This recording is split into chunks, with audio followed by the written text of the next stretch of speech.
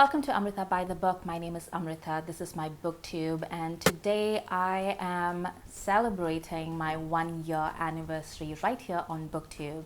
I made that face when I said celebrating because this is a pandemic channel. I started it during the first lockdown in 2020 when I was going a bit stir crazy from being cooped up in the apartment and I couldn't go out. I was being a responsible citizen, and also there was a lockdown and I couldn't go out unless I wanted to go to prison.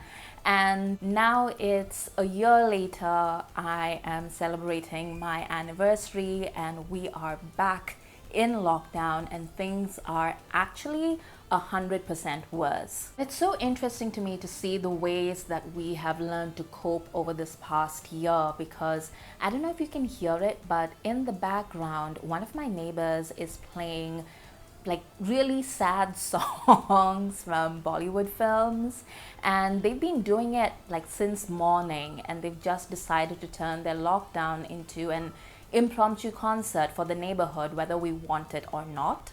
And I can't hate on them because we all need to just find our own way out of this mess and to cope with it. But I have to say, on the sliding scale of how annoying a neighbor are you, I'm probably really great because at least I'm not inflicting my booktube on other people who don't want it. So if you're watching this, I'm going to assume that you're here by design, and I want to thank you for taking the time out of your day to spend this time with me. And if you are a subscriber, I want to thank you for sticking with me through this year as I learned my way around, and for being my community at a time when I really needed one. My life is so much better with all of you in it.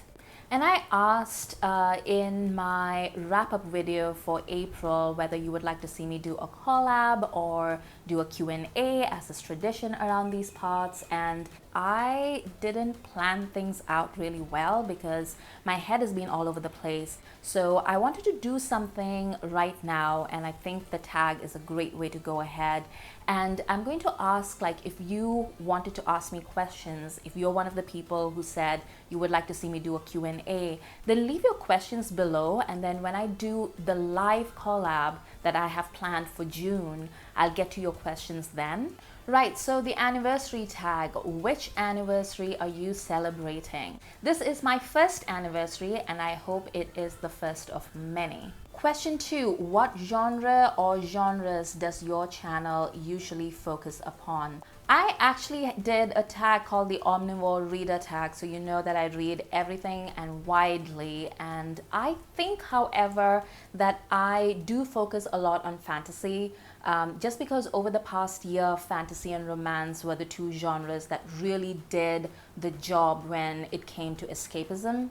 But I also do nonfiction, I do YA sometimes. I talk a lot about classic literature. It's an eclectic mix, but if you want to check it out, then I do have playlists. Number 3, what are you most proud of on your channel in the past year? And I think it's the consistency. I honestly didn't know if I would be able to put out, a video a week or even a month when I started this channel. And admittedly, I was a little out of my mind when I began it. So I had something like 3 videos a week to begin with, and that was a little bit excessive. But I think the fact that I've had a video up every week in the past year, like, that is a consistency that I did not expect of myself. Next, do you receive ARCs to review? And if you're saying, like, do I get in touch with publishing companies and then get, am I on like some kind of special list? No, I've never done that.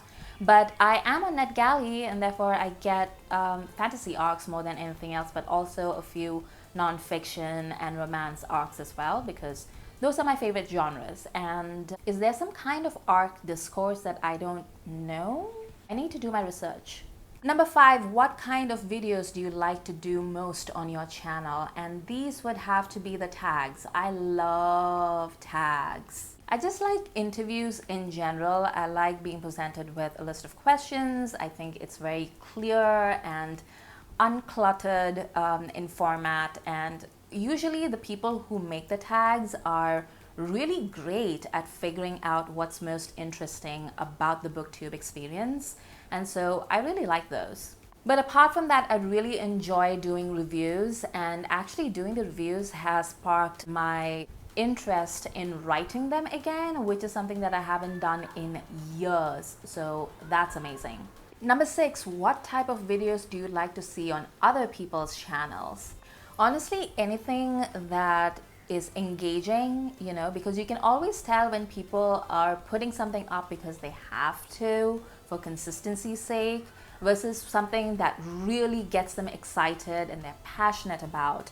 And I really, really connect to people's enthusiasms. So if they're having fun on screen, if they're really interested in whatever it is that they're doing, I'm also interested. So it could be a vlog, it could be a tag, it could be a review, it could be a pan, it could be anything. It could be about books that I would never read in a million years, and I would still have a great time. I've said this before, but I sub for the YouTuber rather than the types of videos or content that they create. Number 7, was there something that you tried on your channel last year that didn't work? And yes, I had a giant fail with my vlog, and it really isn't for me.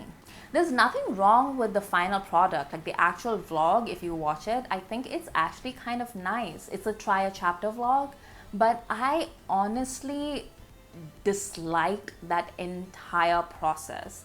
I don't like putting myself on camera anyway, but I really, really, really hated being obliged to just film myself at odd moments. Like, it really interfered with my reading also. I have nothing but respect for people who vlog. I have no idea how you do it, and I've heard people say that, it's easier for them sometimes to vlog, and I have nothing but respect for that. Next, is there something that you've done on your channel last year that you won't continue doing next year? And I guess the answer is a vlog. Like, I genuinely don't think that I want to do those anymore. Or if I do, then maybe I'll do like a faceless one. I don't know. I don't know exactly how I would tackle that. But no to just random vlogs, I think. Number 9, is there something that you would like to do more of this year? And yes, I want to do lives. I've gotten into lives in a big way over the past couple of months, and I really like it. I like the uncertainty. I like having other people over. I like the entire process of it. It's just fun. I like the engagement. I like that people join in real time. It's fun.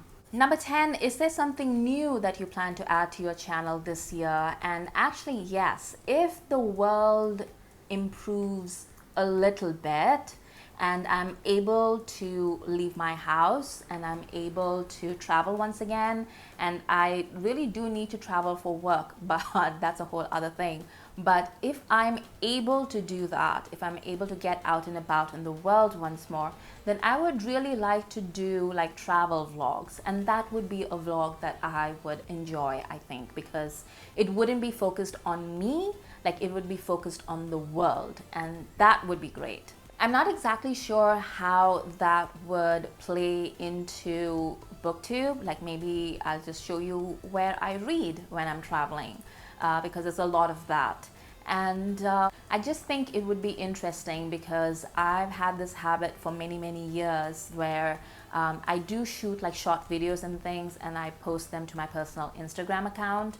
And that's really just for my friends to see what I've been up to. And it's always something I found interesting or peaceful or new or beautiful, and I would love to share that with you as well. Number 11, what are some of the challenges that you face on your channel? And I think my biggest challenge till date is the fact that I really, really don't like to record myself. It sounds incredibly stupid and backwards, like I'm a YouTuber, I just don't like to record myself. And I think if I'd had the brains, I'd probably have done one of those faceless channels. But who am I kidding? Like, those things are actually more work than just recording yourself. So I don't know. I really need to do something about the fact that it's such a chore for me to just sit down and face the camera and speak. It's not terrible in terms of the speaking or in terms of coming up with ideas or doing the research or, what do I do? All that is fine. The editing is amazing. I'm almost going to like Zen-like state when I'm editing my videos, that's all great. But I don't know, I just don't like sitting here and recording myself. You know how a lot of people complain that they are always looking in the wrong place because they're looking at themselves on camera when they speak? I never have that. I literally never want to see myself on camera. So, yeah.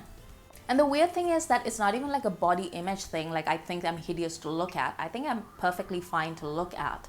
I just don't want to. But I really hope you guys don't feel that way. Next, what equipment do you use to film your videos? And I said this before, it's my phone. I also have a tripod to keep my phone in place, but literally, like, that's it.